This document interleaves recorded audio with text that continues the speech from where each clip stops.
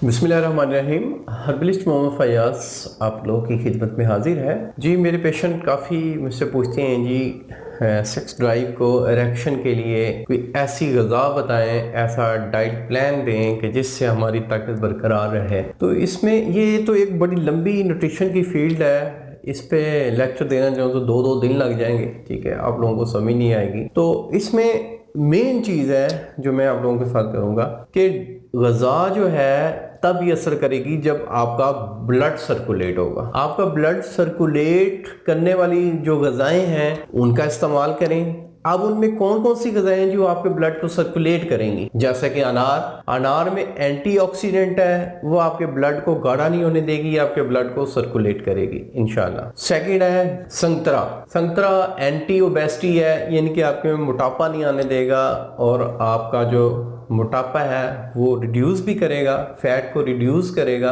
और आपके ब्लड को भी सर्कुलेट करेगा।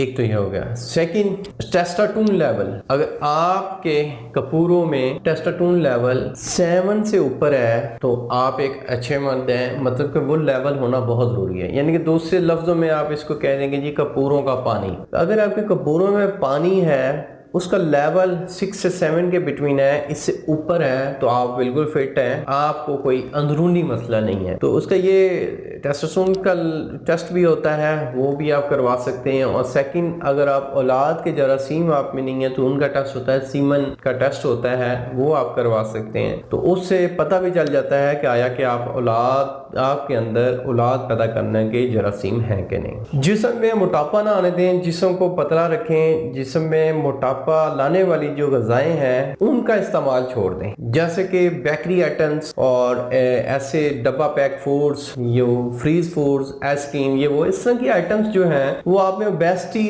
लेके आएंगी, आप ओबेसिटी के पेशेंट बनेंगे। तो इसलिए आप अपने वेट को मेंटेन रखें। वेट, अब आपकी हाइट 6 फीट है और आपका वेट 72 से 75 के बिटवीन है तो आपका आइडियल वेट है और आप बिल्कुल फिट हैं। अगर आपका इससे ऊपर वेट जाता है तो आप ओबेसिटी के ज़िम्मे में आएंगे। एंटी ओबेसिटी है खुराक जो आपके जिस्म में ओबेसिटी के जो खुलियात हैं उनको ना बनने दे, यानी कि रोगनियात को ना बनने दे, मोटापा ना आने दे, ऐसी ग़िज़ाओं का इस्तेमाल करें। मैंने पहले भी अर्ज़ किया है, जैसे कि अनार, संतरा, लीमू, इनका इस्तेमाल करें ताकि आप फिट रहें। अब कुछ चीज़ें ऐसी हैं जो कोलेस्ट्रॉल को ज़्यादा बढ़ाती हैं, जो कोलेस्ट्रॉल को ज़्यादा बढ़ाती हैं उनका इस्तेमाल कम कर दें।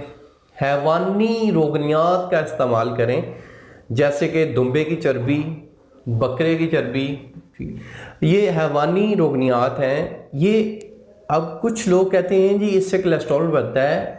जी बिल्कुल बढ़ता है, लेकिन गुड कोलेस्ट्रॉल बढ़ता है, not a bad cholesterol. Bad cholesterol की ज़्यादती होगी तो आप कोलेस्ट्रॉल के पेशेंट होंगे, आपका HDL बढ़ा हुआ होगा, लेकिन ये गुड कोलेस्ट्रॉल है, ये आपकी बॉडी की ज़रूरत है। हैवानी रोगनियात का इस्तेमाल करें। सुबह अगर आप में मादा तौलीद की किल्लत है, मनी की किल्लत है, तो सुबह सुबह 7 से 8 बादाम लें, उसके साथ 3 से 4 मगज़ अखरोट लें, अखरोट का मगज़ लें, उसका इस्तेमाल करें और उसके साथ छिलका इसबगोल लें तो मादा तौलीद की कमी पूरी हो जाएगी। अगर आप ये सारी ग़िज़ाएं खा रहे हैं और आप सेहतयाब नहीं हुए तो इट्स मीन आपके लीवर और स्टमक में मसला है, आप उसका प्रॉपर ट्रीटमेंट करवाएं।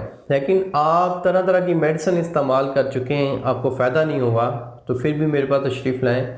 आपने बहुत सारे डॉक्टरों को, हर्बलिस्ट को, हकीमों को चेक करवाया है, आप फिर भी नहीं ठीक हुए, तो फिर भी मेरे पास तशरीफ़ लाएँ। आप कोई भी ग़िज़ा खाते हैं, ताकत वाली चीज़ खाते हैं, आपका स्टमक, आपका मैदा उसको कबूल नहीं करता, तो फिर भी मेरे पास तशरीफ़ लाएँ। इसका एक शाफ़ी इलाज किया जाता है, शाफ़ी ट्रीटमेंट किया जाता है। अल्लाह आपका हामी व नासिर हो। शुक्रिया, जज़ाकल्लाह। हर्बलिस्ट फयाज़ आपसे इजाज़त चाहता है। अल्लाह हाफ़िज़।